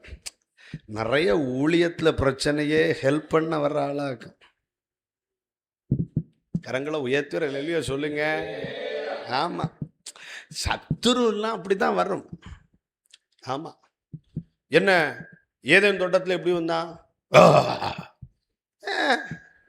வந்து ஏவாள்கிட்ட மெதுவா, ஆமா ஆண்டவர் இப்படி எல்லாம் சொல்லியிருக்காரா? நம்ம இப்படி சத்துருவை எதிர்பார்ப்போமா என்ன? இது சாத்தான் வேற, எவ்வளோ அழகா வர்றான்ல யதார்த்தமா. போன வாரம் தான் என் சர்ச்சில் சொன்னேன், இதை கேட்டா ஏதோ பக்கத்து வீட்டு அக்கா வந்தது மாதிரியே இருக்கு. அக்கா வந்து விசாரிக்குது, யதார்த்தமா வந்து பார்த்து, ஆமா ஆண்டவர் இப்படிலாம் சொல்லியிருக்காரோ? ஆமா, அக்கா ஒண்ணு அப்படியெல்லாம் சொல்ல, அவன் மட்டும் கண்ணெல்லாம் தள்ளி நாக்கெல்லாம் தொங்க விட்டுட்டு வந்திருந்தா ஏவாள் பாட்டி சொல்லியிருக்கு, பாபிசாசே. நமக்கு அப்படி சொல்ல முடியலையே. வந்த சாத்தான் அப்படிலாம் வந்திருக்கு, ஹெல்ப் பண்றது மாதிரி. ஏதோ உடனே அது சொல்லுது, இதெல்லாம் ஆமேன் பாட்டி சொல்றாங்க அப்படியெல்லாம் இல்லை, எல்லாம் சாப்பிடலாம், ஆனா இந்த மரத்தை மட்டும், மரத்தில் உள்ள பழத்தை சாப்பிடவும் கூடாது, எக்ஸ்ட்ரா ஒரு பிட்டு. ஆமா, தொடவும். ஆமா, நம்ம மிஞ்சின பரிசுத்தவான்கள்ல அடுத்த ஆள் கேட்கும்போது நம்ம எக்ஸ்ட்ரா பாயிண்ட் போட்டு, ஆமா இப்படி மட்டும் இல்லை இப்படியும் கூட. ஆமா, உடனே அவன் பார்த்தான், இது நம்ம கேட்ட ஆளுதான், அதிகமா பேசுது, அதிகமா. அவன் சொன்னா, ஆமேன் அப்படியா? ஆமேன், சாத்தான் சொல்றத பார்க்கணும். ஆமேன், ஆண்டவர் சொன்னாரு செத்துருவீங்கன்னு. அவன் சொன்னா, நீங்க சாகவே சாக மாட்டீர்கள். இதை கேட்டோன்னு பிரைஸ் எல்லாம் சோத்துறோம், அந்நிய பாஷை வந்துடும். இவ்வளவு நேரம் பிரசங்கம் பண்ணதிலேயே நமக்கு ஒரு உணர்வு வராது. ஆனா இப்போ நான் சொல்லியிருந்தேன், நீ சாகவே சாவதில்லை, உன் கண்கள் துறக்கப்படும். ஆமேன், ஒரு குதூகலம் வந்துடும் பாருங்க. நம்மளை விட்டு 1000 வருஷம் உயிரோட இருக்கிறதுக்காக ட்ரை பண்றோம். ஆமே, 103 104 வயசுல இருந்தாலும் படுக்கையில கிடந்து பாஸ்டர் போய் ஜோம் பண்ணும்போது, பாஸ்டர் ஆமீன் ஒரு மாதிரி இருக்கு. கொஞ்ச நாள் கூட என்ன செய்யணும்? யாருக்கு ஆசை விட்டுச்சு? நம்ம அவ்வளவு ஆசையில இருக்கும்போது ஆமீன் சாத்தான் வந்து அழகா சொல்றான், நீ சாகவே. ஆனா ஆண்டவர் சொல்ற, நீ செத்துருவடா இதை செய்தா. ஆமீன். அப்போ சொல்லுங்க. ஆனா சாத்தான் சொல்லும் போது அதை செய்யணும் மாதிரியே இருக்கு பாருங்க. சத்துரு வர்றான், சத்துருவினால் தடை. சத்துரு ஏன் தடையை கொண்டு வர்றான்? எப்படி வர்றான்? நீ கட்டக்கூடாது அப்படின்னு இல்லை, நாங்களும் ஹெல்ப் பண்றோம். உங்களுக்கு என்ன ஹெல்ப் வேணும்? நாங்களே கவனமா இருக்கணும், வார்த்தைகளை பார்த்து வஞ்சிக்கப்படக்கூடாது. அப்சலோம் தெரியும்ல, தேவனால் அபிஷேகம் பண்ணப்பட்ட தாவீது ராஜா, அந்த அபிஷேகத்தை சுமக்கிற தாவீது ராஜாவை ஆமேன் ரோட்லோட செருப்பு கூட போடாம நடக்க வச்ச மனுஷனாக்க அப்சலோம். சொந்த பிள்ளை அவன் சொல்றான், டெய்லி காலையில் ஆனதும் எழும்பி போய் டிப்டாப்பா ட்ரெஸ் எல்லாம் போட்டுட்டு அப்படி போய் வாசல்ல போய் நின்றுடுவான். ஊர் வாசல்ல நின்றுட்டு யாராவது பிரச்சனையோட வருவாங்கல்ல, உடனே சொல்லுவான், நீ எந்த ஊரு? ஆமே, நான் இஸ்ரவேலன் தான். இஸ்ரவேலனா அப்படின்னு ஒன்று செய். ஆமே, உனக்கு என்ன பிரச்சனை? நான் தீர்க்கிறேன். உன் பிரச்சனையை கேட்கறதுக்கு அவருக்கு எங்க நேரம் இருக்கு? நான் உனக்கு இருக்கேன், நான் உனக்கு செய்யறேன் அப்படின்னு எல்லாருக்கும் அழகா. இது பார்த்தா சத்துரு மாதிரி இருக்கா, சாத்தா மாதிரி இருக்கா, நமக்கான பரிகாரி மாதிரி இருக்கா? கேட்டவன் எல்லாம் சொன்னா இஸ்ரவேலன். இப்படி ஒருத்தனை இவ்வளவு நாள் நம்ம ராஜாவாக்காம போனோம் பாரு. இஸ்ரவேல் எல்லாருடைய இருதயமும் அப்சலோமை சார்ந்து விட்டது. சத்துருன்னா அப்படியே ஒரு மாதிரி பயமுறுத்தி வரமாட்டான், இப்படிதான் பேசுவான். யூதாஸ் காரியோத்து எப்படி வந்தா? கட்டி பிடிச்சு முத்தம் கொடுத்துட்டு, ரபி வாழ்க. இத கேட்டா எப்படி இருக்கு? கட்டி பிடிச்சு முத்தம் தந்து நீ வாழ்கன்னு சொல்ற ஆளு சத்துருவா? இப்படி சொல்ற ஆளு சத்துருவா? இந்த கட்டி பிடிச்சதே உன்னை காப்படிக்கதான், இந்த முத்தமே உன்னை காட்டி கொடுக்கத்தான், இந்த வாழ்கன்னு சொன்ன சத்தமே இவன் தான் அவன் காட்டி கொடுக்க. கூட வச்சிருக்க ஆளெல்லாம் கவனமா வைக்கணும். ஆமென். 2வது நாள் கர்த்தர் கொஞ்சம் வெளியரங்கமாத்தான் பேசி கொண்டிருக்கிறார். கூட இருக்க ஆளை கவனிக்கணும், இல்லாட்டா நில நிற்காது, குடும்பம் நில நிற்காது, ஊழியம் நில நிற்காது. ரொம்ப கவனமா இருக்கணும். சத்துரு எப்படித்தான் வருவான்? நாங்களும் கட்டுவோம், உங்க தெய்வத்தை நாங்களும் நாடுறோம், எல்லாம் செய்யறோம், நாங்க உங்க கூட தான். ரொம்ப கவனிக்கணும். வாலிபர்களும் ஆமென் குடும்பத்தினர்களும் சிறு பிள்ளைகளும் ரொம்ப கவனிக்கணும். வார்த்தைகளை பார்த்து ஏமாந்து போகக்கூடாது. சத்துரு வார்த்தைகளால் வஞ்சிக்கும்படிக்கு உங்களிடத்தில் ஒரு தருணத்தை எதிர்பார்த்திருக்கிறான். உடனே செருபாபேல் யெசுவாலாம் என்ன தெரியுமா சொல்றாங்க? வேண்டாம்பா, நாங்க கட்டுவோம், உங்களுக்கு இதுல பங்கும் பாத்தியமும் ஒன்றும் இல்லை அப்படின்னு சொன்ன உடனே முதல்ல கட்டுவோன்னு சொல்லி வந்தான்ல, அவனுக்கு வேலை இப்பதான் புரியும். 4வது வசனத்தை வாசிங்க. அதனால் நீ என்ன சொல்லி வந்த? நாங்களும் கட்டுவோம். ஆனா இப்ப அவங்க என்ன செய்தாங்களா? கைகளை வார்த்தைய வச்சு யாரையும் எடை போடாத, பின்னாலே வரும் பெரிய பிரச்சனை. அன்றைக்கு பகுத்தறிவுள்ள யூதர்கள் இருந்ததுனால முதல்லயே அவங்களை பார்த்து சொன்னாங்க, நீ சத்துரு, உன் பேரே சத்துரு தான்ப்பா, நீ எப்படி எங்களுக்கு உதவி செய்ய முடியும்? நான் சொல்றேன், உனக்கு எத்தனை கோடி தர்றேன்னு சொன்னாலும் தெய்வீக பகுத்தறிவனை பெற்று ஒவ்வொரு வார்த்தையும் நீ ஆமென் எடை போடணும். கரங்களை உயர்த்தி அல்லேலூயா சொல்லுங்க. தளர பண்ணுகிறார்கள்.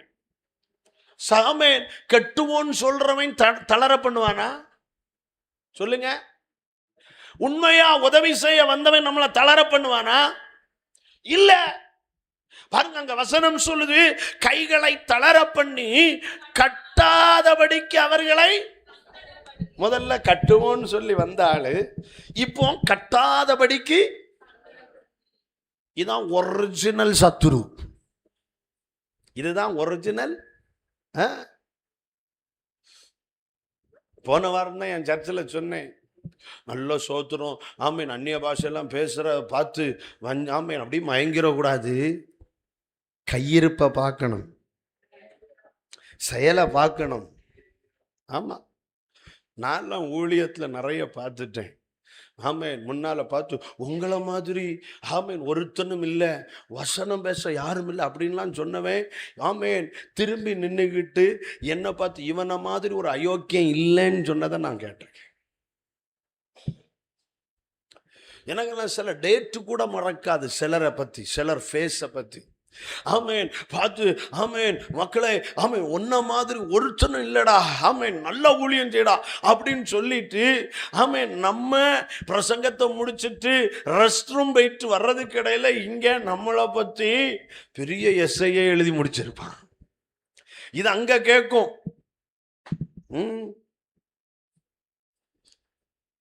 இது அன்னைக்கு மட்டும் இல்ல, இன்னைக்கும் நான் அனுபவிக்கிறேன்.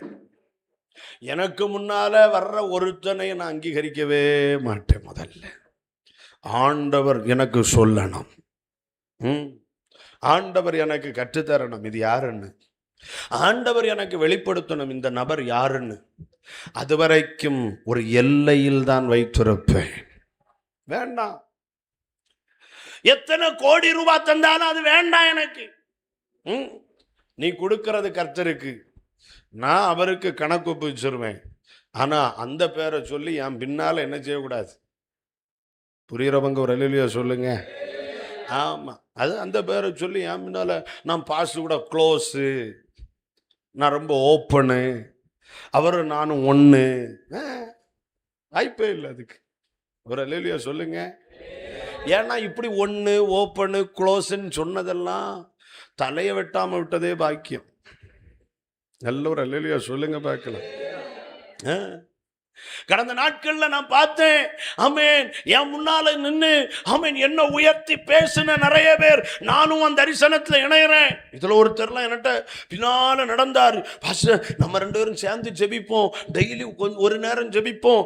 ஆமேன் இருக்க விட மாட்டார். வாரத்துல ஒரு நாளாவது ஜெபிப்போம், ராத்திரி இருந்து ஜெபிப்போம், சேர்ந்து ஜெபிப்போம். இப்படி சொல்லி வந்த சிலர்லாம் ஆமேன் போன வாரத்துல நான் கேட்டேன், என்னை பத்தி பொது சபையில எழும்பி நின்று ஆமென் என்னை பத்தி அவ்வளவு அவதூறா பேசியிருக்கான்.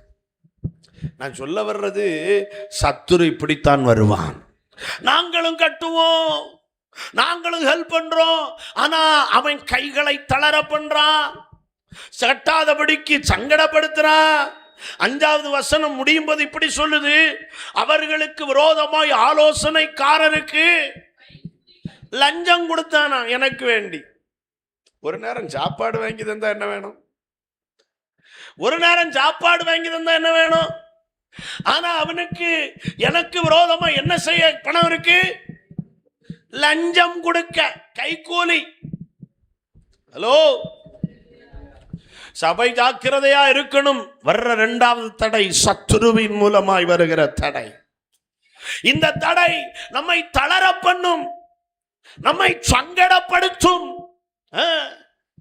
அது மட்டுமல்ல, நமக்கு விரோதமா அவன் கைகூலி லஞ்சம் கொடுப்பான், தேவைப்பட்ட மந்திரவாதமும் செய்வான். அவன் சம்பாதிக்கிற பணத்தை அப்படியெல்லாம் செலவழிக்க அவனுக்கு முடியும். இப்படி யாராவது இருக்காங்கன்னா அவன்தான் சத்துரு, அவன்தான் சத்துரு. 6வது வசனம் கடைசி வரி சொல்லுது, விரோதமாக பிராது எழுதினார்களாம். என்ன எழுதினாங்க? பிராதுன்னா என்ன? இல்லாததும் பொல்லாததும் எல்லாத்தையும் எழுதி பிடிப்பிச்சு அனுப்புது. நீங்க வாஸ்து பார்த்தா தெரியும், மொட்டை கடிதம் அனுப்புனாங்களாம், மொட்டை கடிதம் அனுப்புனாங்களாம். கரங்களை உயர்த்தி ஒரு இல்லையோ சொல்லுங்க பார்க்கலாம். சத்துருவினால் வரும் தடை, 2வது தடை. பிராது எழுதினாங்க விரோதமா. ஆமா, ஸ்தோத்திரம், ஒரு இல்லையோ சொல்லுங்க. அந்த பைபிள்ல பிரியாது எழுதினார்கள்னு இருக்கு. ஆமென், அது வித்தியாசமா இருக்கான. பிராது எழுதினார்கள். என்ன எழுதினாங்க? பிராது எழுதினாங்க. யாருக்கு?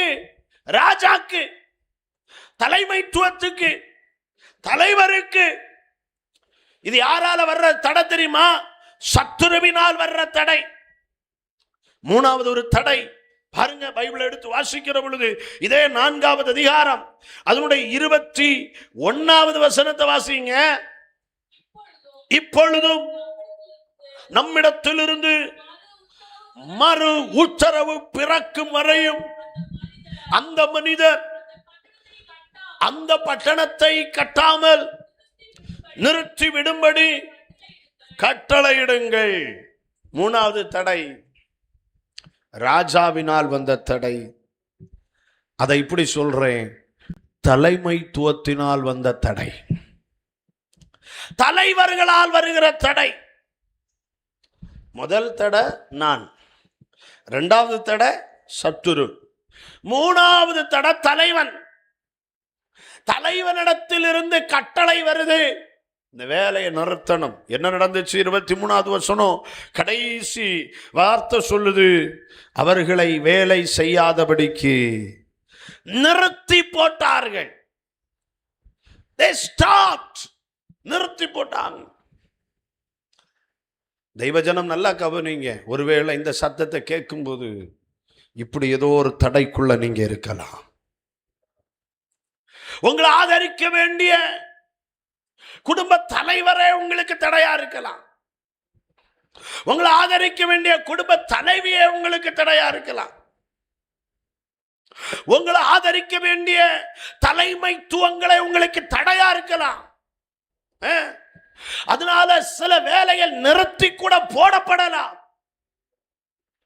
ஆனா கர்த்தர் சொல்றார், தடைகளை நீக்கி போடுகிறவர் உங்களுக்கு முன்னே நடந்து போகிறார். அடுத்த கூட்டத்துக்கு ஒரு அல்லேலூயா சொல்லுங்க. இப்ப வேண்டாம், ஒரு அல்லேலூயா சொல்லுங்க பார்க்கலாம். உங்களை யார் தடுத்தாலும், அவர் தடுக்காத வரையிலும், நீங்கள் தடுக்காத வரையிலும் ஒருவனும் உங்களை தடை பண்ண முடியாது. ஒருவனும் உங்களை தடை பண்ண முடியாது. விசுவாசிக்கிறீங்களா இல்லையா? உங்க ஒவ்வொருவருடைய முகத்தை பார்த்து தேவ மனுஷனா தீர்க்க தரிசனமா சொல்றேன், தீர்க்க தரிசனமா. இன்னைக்கு சில இருளின் வல்லமைகள் இந்த இடத்துல சவால் விட்டுக்கிட்டே நிக்கி நான் சொல்றேன், நீ தடையாயிராட்டா. ஆமென். நீ தடையாயிராட்டா. ஆமென். நீ தடையாயிராட்டா. கர்த்தர் எல்லா தடைகளையும் அகற்றி போடுவார். நீ மட்டும் தடையா இல்லாம இருந்தா போதும். ஒருவேளை பாஸ்டர் நான் தடையா இல்லை, ஆனா வாழ்க்கையில தடை இருக்கு அப்படின்னா கொஞ்ச காலம். இமைப்பொழுது நான் உன்னை கைவிட்டேன், ஆனாலும் உருக்கமான இரக்கங்களால் உன்னை சேர்த்து கொள்ளுவேன். கரங்களை உயர்த்தி அல்லேலூயா சொல்லுங்க. சரி, இப்படி தடை நீக்கி போடுகிற கர்த்தர் முன்னால செல்றார்ல, அதுக்கு அடையாளம் என்ன? அதுக்கு அடையாளம் என்ன? வாசிங்க 5வது அதிகாரம் 5வது வசனத்தை வாசிங்க.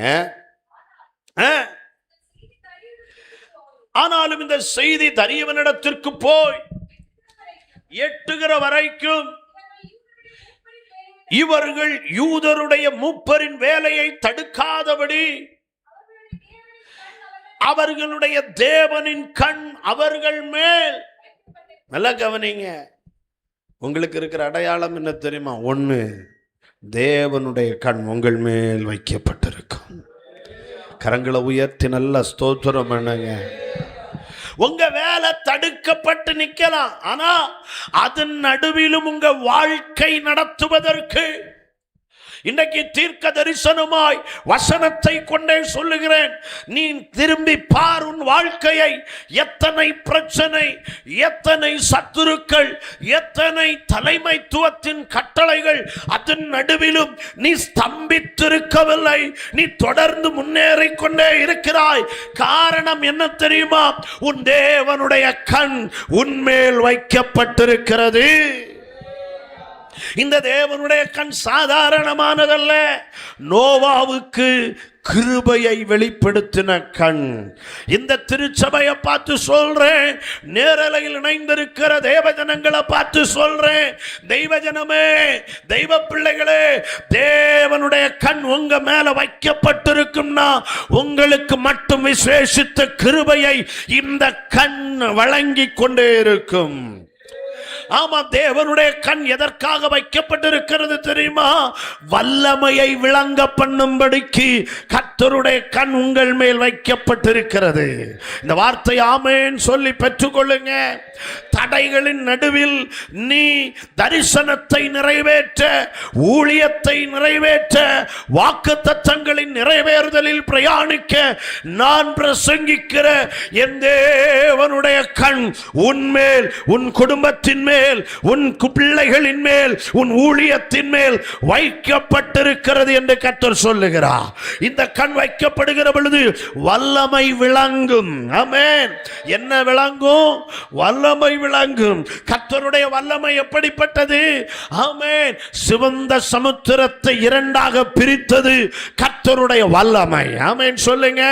அதே வல்லமை உனக்கு விளங்க பண்ணுவதற்கு கர்த்தருடைய கண் உன்மேல் வைக்கப்பட்டிருக்கிறது. கர்த்தருடைய வல்லமை என்பது என்னது? ஆமென். வனாந்தரத்தில் ஆமென் 30 லட்சம் ஜனங்களை போஷிக்க, திருப்தியாக்க, ஆமென் ஆமென் விதைக்கவில்லை, அறுக்கவில்லை, வானத்திலிருந்து தூதர்களுடைய உணவை கொடுத்தது கர்த்தருடைய வல்லமை. ஆமென். ஆமா, காடைய ஓடி ஓடி பிடிச்சாலும், ஆமென், எட்டி எட்டி பிடிச்சாலும் கிடைக்காது. காடைய தேடி போகணும். அது போற பாதையில கண்ணிய வச்சாதான் காடைய பிடிக்க முடியும். ஆனா வசனம் சொல்லுகிறது, ஆமென், கை நீட்டின பொழுது காடையை பிடிக்கும் அளவுக்கு பாளையத்துக்குள், ஆமென், காடைகளை கொண்டு நிரப்பினது கர்த்தருடைய வல்லமை என்றால், இந்த கர்த்தருடைய கண் உன்மேல் வைக்கப்பட்டிருக்குமானால் கர்த்தருடைய வல்லமை விளங்கும். எப்படி நீ தேடி தேடி சென்றாலும் கிடைக்காததை உன்னுடைய எல்லைக்குள் கொண்டு வருவது கர்த்தருடைய வல்லமை. கரங்களை உயர்த்தி ஸ்தோத்திரம் பண்ணுங்க. ஆமென். ஒரு வாதுமை மரத்தை, உயிரோடு இருக்கிற மரம், ஆமென், வேதாகமத்தில் சொல்லப்பட்டிருக்கிற அந்த வாதுமை குடும்பத்தின் அந்த ஒரு மரத்தை நட்டா அது துளிர்த்து பூத்து காய்த்து கனி தரணும்னா அதுக்கு 18 வருஷம் ஆகும். எத்தனை வருஷம் ஆகும்? உயிருள்ளதை நட்டா 18 வருஷம் ஆகும். ஆனா கர்த்தருடைய வல்லமை என்ன தெரியுமா? ஒரே இரவில் செத்து போனது உயிர் பெறும், துளிர்க்கும், பூக்கும், காய்க்கும், கனிதரும். அதுக்கு எத்தனை நாள் தேவைன்னா ஒரு இரவு போதும். இதுதான் கர்த்தருடைய வல்லமை. உயிர் இருந்தாலே 18 வருஷம் ஆகும். ஆனா செத்து போனாலும் ஒரு இரவு போதும் என்று சொல்லுவது கர்த்தருடைய வல்லமை. அந்த வல்லமை கர்த்தருடைய கண்களில் விளங்கும். சொல்லுங்க.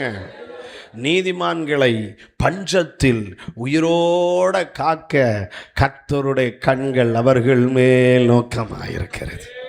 உனக்கு பஞ்சமா இருந்தாலும் நீ கவலைப்படாத, தேவ கண் மேல இருக்கும்னா நீ திருப்தி ஆகுவாய். உயிரோட கர்த்தர் உன்னை பாதுகாப்பா. ஆமென். கர்த்தருடைய கண்கள் நீதிமான்கள் மேல் நோக்கமாயிருக்கிறது. கர்த்தருடைய கண்கள் ஞானத்தை காக்கிறது. ஆமா, உன் வாழ்க்கையில ஞானமாகிய கர்த்தருக்கு பயப்படுதலை காப்பது கர்த்தருடைய கண்கள்னா இந்த இரவு நான் தீர்க்க தரிசனமா தேவ மனிதனாய் உங்களுக்கு தேவனால் கட்டளை பெற்று சொல்லுகிறேன். உன் வேலை தடுக்கப்படாதபடிக்கு, நல்லா கவனிங்க, நீ தடை இல்லைன்னா உன் வேலை தடுக்கப்படாது. அதுக்கு முத அடையாளம் என்ன தெரியுமா? தேவனுடைய கண் உன்மேல் வைக்கப்பட்டிருக்கிறது. தேவனுடைய கண் உன்மேல் வைக்கப்பட்டிருக்கிறது. வெளிப்படுத்தின விசேஷம் 5வது அதிகாரம் சொல்லுகிறது, ஆமென், பூமி எங்கும் உலாவுகிற கர்த்தருடைய 7 கண்களாகிய 7 ஆவிகள், ஆமென், அது எப்பொழுதுமே பூமி எங்கும் உலாவி கொண்டே இருக்கிற கர்த்தருடைய கண்கள் உன்மேல் பதிக்கப்பட்டிருப்பது, உன் குடும்பத்தின் மேல் பதிக்கப்பட்டிருப்பது, உன் பிள்ளைகள் மேல் பதிக்கப்பட்டிருப்பது எவ்வளவு ஆச்சரியம். இன்னைக்கு சொல்றேன், இந்த ஊழியத்தின் மேல, ஆமென், என்ன தெரியுமா இருக்கு? இந்த ஊழியம் இன்னைக்கு வரைக்கும் நிக்க காரணம், இனிமேலும் இயேசு கிறிஸ்துவின் வருகை வரையிலும் இந்த ஊழியம் தொடர்ந்து செல்ல என்ன தெரியுமா காரணம்? தேவனுடைய கண் இதன் மேல் வைக்கப்பட்டிருக்கிறது. எருசலேம் தேவாலயத்தில் வைக்கப்பட்டிருந்த கர்த்தருடைய கண் இதனிலும் வைக்கப்பட்டிருக்கிறதற்காய் கர்த்தரை ஸ்தோத்திரிக்கிறேன். இந்த தேசத்திற்கு இந்த திருச்சபையினால் ஒரு பெரிய எதிர்கால நம்பிக்கை உண்டு. ஏன் தெரியுமா? இங்க மனிதனுடைய கண்கள் அல்ல, ஒவ்வொருவரையும் உள்ளத்தையும் உள்ளந்திரியங்களையும் ஆராய்ந்தறிந்து அவர்களுடைய பெருமூச்சின் சத்தத்துக்கும் பதில் கொடுக்கிற வேதம் சொல்லி இருக்கிறது. உபத்திரவப்படுகிறவனுடைய உபத்திரவத்தை அற்பமாய் எண்ணாமலும் அருவருக்காமலும் அவனுக்கு தமது முகத்தை மறைக்காமலும் இருந்து அவனுக்கு நீதியை செய்கிற என் தேவனுடைய கண் இங்கே வைக்கப்பட்டிருக்கிறது. வாழ்க்கையில் நீ கவலைப்பட்டதா உணர்றியா? வா, இந்த ஸ்தலம் உன்னை பாதுகாக்கும். இந்த ஸ்தலத்தில் அற்புதம் உண்டு. என்னைக்காவது ஒரு நாள் வாழ்க்கையே இல்லைன்னு நீ நினைக்கிறியா? தெய்வ சபைக்கு வா, இங்க கர்த்தருடைய கண் வைக்கப்பட்டிருக்கும். என்னைக்காவது ஆமே நான் தோற்று போயிட்டேன், இனி என்ன செய்வேன் தெரியாம நீ அழிந்து போவேன் நினைக்கிறியா?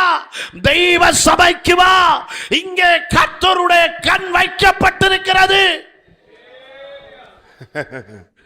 தெய்வ சபையில் இருக்கிற ஆசாரிப்பு கூடாரத்தில் இருக்கிற ஏலியன் கண்கள் உன்னை பார்க்க மறந்தாலும் தேவனுடைய கண் அந்நாளே உன்னை பார்க்க மறக்காது.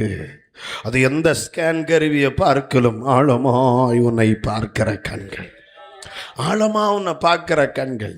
நீ யாருன்னு அவருக்கு தெரியும், உன் கண்ணீர் என்னன்னு அவருக்கு தெரியும், உன் வேதனை என்னன்னு அவருக்கு தெரியும், உன் சூழ்நிலைமை என்னன்னு கர்த்தருக்கு தெரியும். கர்த்தருடைய கண்கள் உண்மையில் வைக்கப்பட்டிருக்கிறதற்காய் சபையே உனக்காக நான் கர்த்தரை ஸ்தோத்தரிக்கிறேன். இங்க எதிர்காலம் உண்டு. ஏன் தெரியுமா? நீ தடப்பட மாட்ட. ஏன் தெரியுமா? இங்க இருக்கிற எல்லா குடும்பங்களுக்கும் நான் ஸ்பெசிஃபிக்கா தனித்துவமா ஒவ்வொரு குடும்பத்தையும் பார்த்து சொல்றேன். கலங்காதீங்க, கவலைப்படாதீங்க, உங்க வாழ்க்கை தடப்படாது. நீங்க தடுத்தால் ஒழிய உங்க வாழ்க்கை தடப்படாது. ஏன் தெரியுமா? கர்த்தருடைய கண்கள் உங்கள் மேல் வைக்கப்பட்டிருக்கிறது. எந்த இருள் சவால் விட்டாலும் நீ சொல்லு, நான் அழிய மாட்டேன். நீ சொல்லணும், நான் சாவாமல் பிழைத்திருந்து கர்த்தருடைய செய்கைகளை விவரிப்பேன். இந்த வார்த்தையை அறிக்கையிடணும். சில குடும்பத்துக்கு கர்த்தர் சொல்றார், சில குடும்பத்தை அழிக்க பிசாசு பயங்கரமா போராடுறான், பயங்கர சவால் விடுறான். வாழ விட மாட்டேன்னு, தலைமுறைகளை வாழ விட மாட்டேன், வீட்டுக்குள்ள சமாதானத்தை தரமாட்டேன்னு ஆமென் போராடி நிற்கிறான், போராடி நிற்கிறான். இன்னைக்கு அதிகாரமுள்ள இயேசுவின் நாமத்தில் கட்டளையிடுகிறேன், அந்த வல்லமைகள் அழிந்து போகும்படிக்கு கர்த்தருடைய கண்கள் உங்கள் குடும்பத்தின் மேல், உங்க வீட்டில் இன்னையிலிருந்து வைக்கப்பட்டிருக்கும். இன்னைக்கு நீங்க இந்த வார்த்தையை பெற்று வீட்டுக்கு போங்க, உங்க எல்லையில பெரிய ஒரு வித்தியாசத்தை பார்ப்பீங்க. அங்க கர்த்தருடைய கண்கள் இருக்கிறத அனுபவிக்க போறீங்க. அல்லேலூயா. வேகமாய் சொல்லி முடிக்கிறேன். இரண்டாவது தடை ஆமேன் படாது என்பதற்கு அடையாளம் என்ன தெரியுமா? வாசிங்க, கர்த்தருக்கு மகிமை. எஸ்ரா 5வது அதிகாரம் 1-2 வசனத்தை வாசிங்க. அப்பொழுது ஆகாய் தீர்க்கதரிசியும் இத்தோவின் குமாரனாகிய சகரியா என்னும் தீர்க்கதரிசியும் யூதாவிலும் எருசலேமில் உள்ள யூதருக்கு இஸ்ரவேல் தேவனின் நாமத்திலே தீர்க்க தரிசனம் சொன்னார்கள். அப்பொழுது செயல்தியேலின் குமாரனாகிய செருபாபேலும் யோசதாக்கின் குமாரனாகிய யெசுவாவும் எழும்பி எருசலேமில் உள்ள தேவனுடைய ஆலயத்தை அவர்களுக்கு திடன் சொல்ல தேவனுடைய தீர்க்கதரிசிகளும் வசனம் சொல்லுது. இரண்டாவது, உனக்கு தீர்க்க தரிசனம் சொல்ல தீர்க்கதரிசிகள் இருப்பது உன் வேலை தடப்படாது என்பதற்கு அடையாளம். நல்ல ஒரு அல்லேலூயா சொல்லுங்க. நல்லா கவனிக்கணும். இன்னைக்கு நான் பிரசங்கிக்கிறது தடைகள் விலகும். காரணம், தடைகளை நீக்கி போடுகிறவர் உங்களுக்கு முன்ன போறார். தடைகளை நீக்கி போடுகிறவர் முன்ன போகிறார் என்பதற்கான வெளியரங்கமான முதல் அடையாளம் தேவனுடைய கண். ஆமென். உங்களுக்கு கிருபை கிடைக்கும், வல்லமை விளங்கும், நீங்க உயிரோட காப்பாற்றப்படுவீங்க, பஞ்சம் உங்களை அழிக்காது, கர்த்தருக்கு பயப்படுகிற பயத்தில் இருப்பீங்க. இரண்டாவது, தீர்க்க தரிசனம் சொல்ல தீர்க்க தரிசிகள் உங்களிடத்திற்கு இருக்கிறாங்கன்னா, உங்களுக்கு தீர்க்க தரிசன சத்தத்தை கர்த்தர் கேட்க பண்றாருன்னா, ஒன்று உறுதி, என் முன்னால ஒருத்தர் போறார், அவர் தடைகளை நீக்கி போடுகிறவர். பாருங்க ஐயா, கேட்கலாம், எருசலேம் ஆலயம் கட்டுறதுக்கு கொத்தனார் தேவை, எருசலேம் ஆலயம் கட்ட ராஜ கட்டளை தேவை, பெர்மிஷன் தேவை.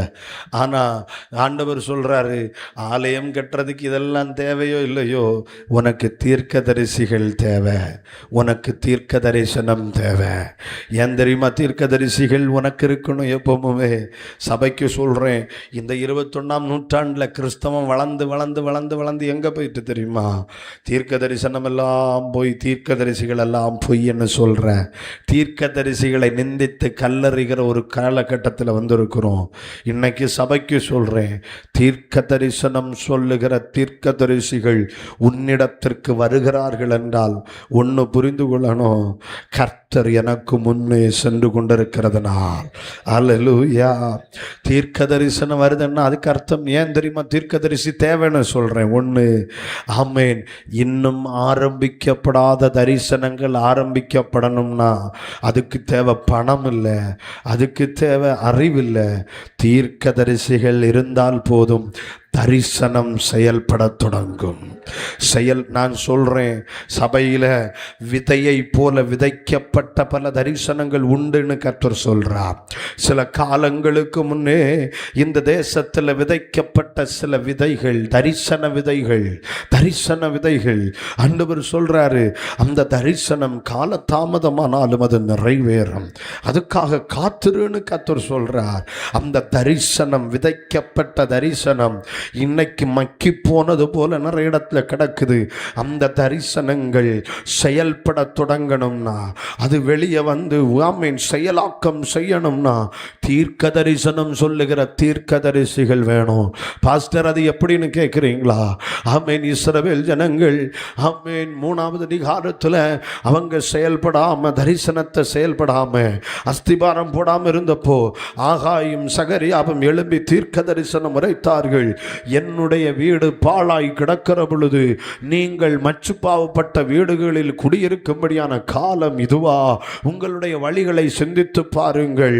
ஆமென். நீங்கள் திரளாய் விதைத்து கொஞ்சமாய் அறுவடை செய்கிறீர்கள். நீங்கள் குளிருக்காக உடுத்துவிக்கிறீர்கள், குளிர் காயவில்லை. நீங்கள் புசிக்கிறீர்கள், திருப்தி அடையவில்லை. நீங்கள் குடிக்கிறீர்கள், ஆனால் உங்கள் தாகம் தீரவில்லை. நீங்கள் சம்பாதித்து பொத்தலான பையில போடுறீங்க. ஏன் இது நடக்கு? இது நடந்தாலும் அதுக்கு பின்னாலே ஓடிட்டு இருக்கீங்க. ஏன் தெரியுமா? நீங்க ஆலயத்தை கட்டுறதுக்கு வந்தீங்க, நீங்க தரிசனம் உள்ளவர்களா வந்தீங்க. இங்க இருக்கிற தெய்வ பிள்ளைகளுக்கு சொல்றேன், நீ வெறும் உயிரினம் அல்ல. இந்த இடத்துல இருக்கிற எல்லாரும் நீங்கள் தரிசனம் உள்ளவர்கள். உங்க மேல கர்த்தருக்கு ஒரு தரிசனம் உண்டு, உங்க மேல கர்த்தருக்கு ஒரு எண்ணம், எதிர்பார்ப்பு உண்டு. நீங்கள் தாயின் கருவில் உருவான பொழுது ஒருவேளை உங்கள் தாய் வேண்டுமானால் உணர்ந்து சொல்லி இருக்கலாம், எனக்குள்ள ஒரு குழந்தை உருவாயிருக்குன்னு. உன் தாயின் கருவில் ஒன்ன உருவாக்கினப்போ பரலோகம் உன்னை குறிச்சு என்ன தெரியுமா சொல்லிச்சு? ஆமே, இதோ பூமியில ஒரு தரிசனத்தை உருவாக்கி இருக்கேன், பூமியில ஒரு தரிசனத்தை உருவாக்கி இருக்கேன். இந்த உலகத்துல நீ பிறக்கிறதுக்கு முன்னால, நீ உருவாக்கப்படுறதுக்கு முன்னால நான் சொல்றேன், ஆமே, என் கருவறைக்குள் ஒரு உயிரினம் உருவாயிருக்கிறது என்கிற சின்ன ஒரு சலனத்தை, அசைவ ஒரு மாமேன் பெண்மணி உணர்கிறதற்கு முன்னமே பரலோகம் உன்னை உணர்ந்தது. இந்த காலகட்டத்தின் இந்த தரிசனத்திற்காகத்தான் இந்த மகளை, இந்த மகனை இந்த பூமியில் அனுப்ப போறேன்னு தான் ஒரு கருவறைக்குள்ள ஒன்ன கர்த்தர் உருவாக்கினார். அந்த உருவாக்கின தெய்வம் இன்றைக்கு உன்னை வருத்தி அழைத்து கொண்டிருக்கிறார். அவர் சொல்றாரு, இது உன் தரிசனத்தை நிறைவேற்றுகிற காலம். நீ தரிசனத்தை கவனிக்காம நீ வாழ்க்கையில எவ்வளவு விதைச்சாலும் நீ ஆசீர்வதிக்கப்பட மாட்ட, எவ்வளவு உழைத்தாலும் நீ ஆசீர்வதிக்கப்பட மாட்ட. உன் தரிசனத்தை நீ பார்க்கிறது வரையிலும், ஆமென், உன் தரிசனத்தை செயல் பண்ண தொடங்குகிறது வரையிலும் உனக்கு நன்மை இல்லை. இப்படித்தான் ஆகாய் தீர்க்கதரிசி சொன்னார், உன் வழிகளை சிந்தித்துப்பார். ஜனங்கள் கேட்டாங்க, என்ன செய்யணும்? ஆமென், வாருங்கள், மலை மேல் ஏறுங்கள், மரங்களை வெட்டுங்கள், ஆலயத்தை கட்டுங்கள், இதன் மேல் நான் பிரியமாய் இருக்கிறேன், இன்று முதல் நான் உங்களை ஆசீர்வதிப்பேன். கரங்களை தட்டி கர்த்தரை ஸ்தோத்திரம் பண்ணுங்க. ஐயா, தீர்க்க தரிசனம் இருந்தா தரிசனம் செயல்பட தொடங்கும். தரிசனம் செயல்பட்டா நம்ம வாழ்க்கை நல்லா இருக்கும். தரிசனம் செயல்படும். என்னைக்கு ஆண்டவர் சொன்னார், இன்று முதல் நான் உங்களை ஆசீர்வதிப்பேன் என்று, இந்த வார்த்தையை வீட்டில் எழுதி வச்ச ஆசீர்வாதம் வராது. இந்த வார்த்தையை 1000 முறை சொன்ன ஆசீர்வாதம் வராது. எப்ப ஆசீர்வாதம் வரும் தெரியுமா? நீ தரிசனத்தை நிறைவேற்றணும். ஆவியானவர் கேட்கிறார் உங்களை பார்த்து, இதுவரைக்கும் ஆண்டவரே இந்த உலகத்துல என்ன எதுக்காக படைச்சீங்க அப்படின்னு நீ கேட்டிருக்கியா? என்னை ரட்சித்த நோக்கம் என்னப்பா? இதை செய்யலைன்னா நம்ம ரொம்ப மூடர்களா இருப்போம்.